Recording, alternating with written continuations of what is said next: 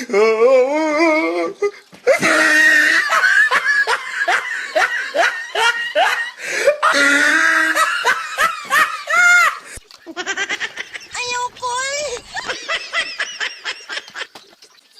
sayo pa sa buntag guys ba nya kanay mo makitan kay wa kanang hugas kagabi eh.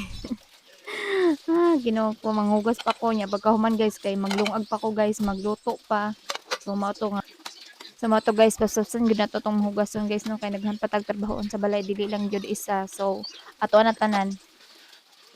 Wadi ko kahugas kagabi guys kay kuan kanang kapoy kaayo guys in 10 PM na mi nagkuan na ni hapon kagabi eh. So kung wapon abot akong bana guys kalipog ko man ni hapon guys. And wa di ko naniud to. So akong gikaon kagahapon guys. Paniud to is kuan lang kanang prutas ra rambutan ug durian. Kay nagdala na akong bana guys gikan og kuan kanang gikan sa iyang kauban guys kidalan na din hiya sa balay din. Daghan-daghan ba bay-bay pod and nabusog ko ato guys mao to guys pagkagahapon pagkagabi guys kay wa na ko nagkuan na ni hapon kay nagkaon po kog durian. Pero gutom na gyapon guys pag alas 10 guys kay nagkaon pug kog kanon. Kay gutom man kaayo. So kapag kay magbuntis guys no kay sige ra ka gutomon basta di ka matagbaw sa mga kuan, mga pagkaon, sige ra kag kaon.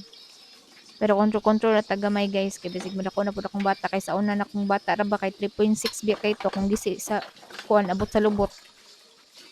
Naka-remember ko guys bakit katong pag-labor nako sa akong anak guys after nako mga anak is kuan kanang nag-send ako og assignment and after ay gipangagian na day ko ato guys then nagato mi og kuan guys paanakan is kuan na mga alauna sa hapon kay gipangagian ko kay buntag pa man to mga 8 AM so nangadto mi og paanakan guys kay alauna sa hapon unya pagka alas 4 ato guys kay nag-send pa kog assignment dito ko nag-assignment sa kuan paanakan and kuan pa man ko ato guys second year college and pag human pud na kog panganak guys kay kuan man ko nanganak no mga 7 ko nagkuan kanang nagsakit-sakit akong tiyan and nahuman ko guys og labor guys kay alas 9 sa gabi niya mo to guys nag-send pa kog assignment kay Judith man.